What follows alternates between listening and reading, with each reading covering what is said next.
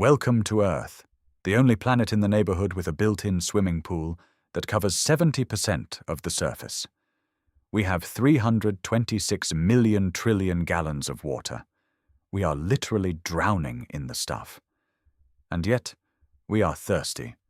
It's the ultimate cosmic joke.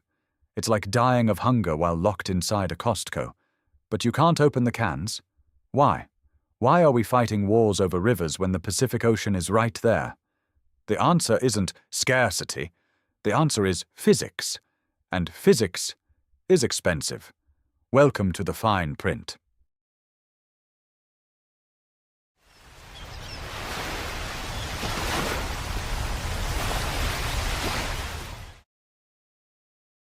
Here is the villain of our story. Sodium chloride. Salt and water are the Romeo and Juliet of chemistry. They love being together. Separating them is one of the hardest things to do in the universe. To rip them apart, we use reverse osmosis. We take ocean water and smash it against a membrane at 1000 psi. To put that in perspective, that is the equivalent of having a polar bear stand on your thumb just to get a single cup of coffee. This requires massive amounts of energy. So the irony is delicious. To get the fresh water to save us from the drought caused by climate change, we usually burn the fossil fuels that cause the climate change. Humanity. 1. Logic. 0.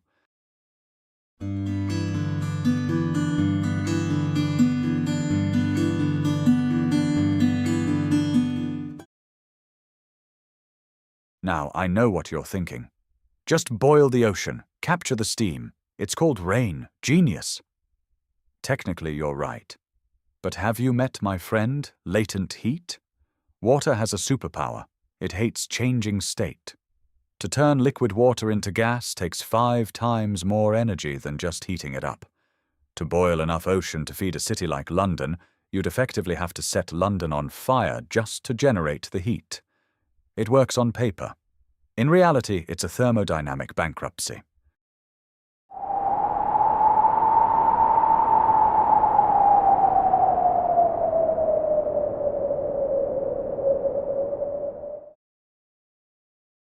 So why don't we just move the water? We have oil pipelines that cross entire continents.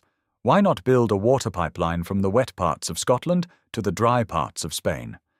Here is the fine print. Water is heavy. Extremely heavy. 1 barrel of oil sells for $80. 1 barrel of water sells for less than a penny. To pump a liquid that heavy over mountains requires gravity-defying amounts of electricity.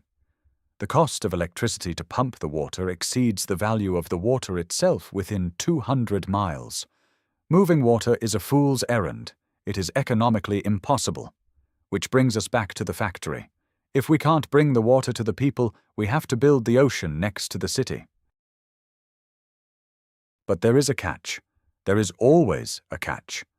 When you rip the fresh water out of the ocean, you leave something behind.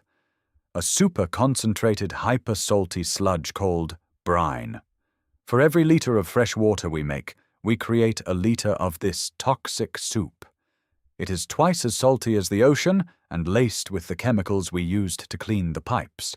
If you just dump it back into the sea, it sinks to the bottom like liquid lead, suffocating everything on the sea floor. We are effectively solving our thirst by poisoning the fish. This is the scale problem. If everyone does it, the Mediterranean Sea turns into the Dead Sea. And yet, one country figured it out. Israel. A country that is 60% desert. By all logic, they should have run out of water in 1990. Instead, they have a surplus. They actually export water to their neighbors. How? They treated water like a business, not a right. They recycle 86% of their wastewater. Spain recycles 12%. The US recycles 1%. Israel didn't pray for rain. They built 5 massive desalination plants and charged people the real price of water. When you pay for what you use, you stop watering your lawn at noon. It's not magic. It's engineering combined with brutal economic incentives.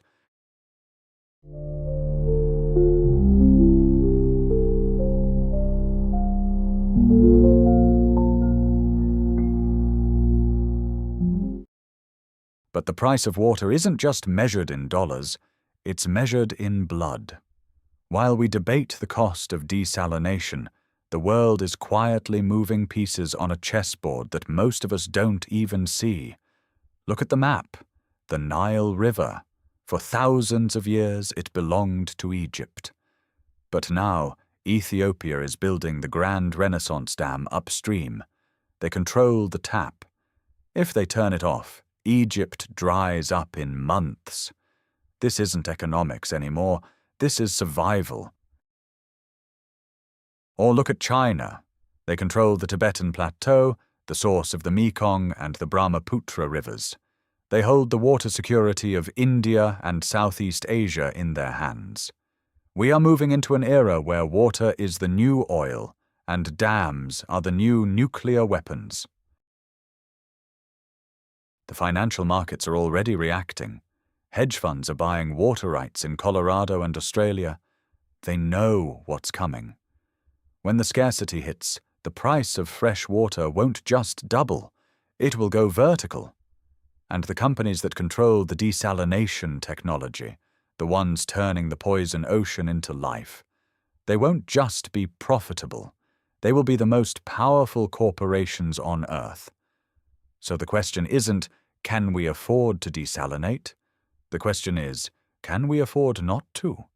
Because when the rivers run dry, the only water left will be the ocean. And the people who own the salt will own the world.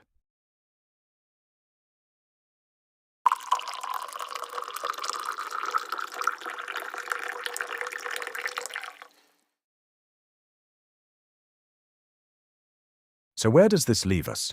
We have the technology, we have the money. The only thing we lack is the stomach for it. The inconvenient truth is that the era of free water is over. If you want water security, you have to pay for the physics. You have to accept the brine. And yes, you might have to drink recycled water. But consider this.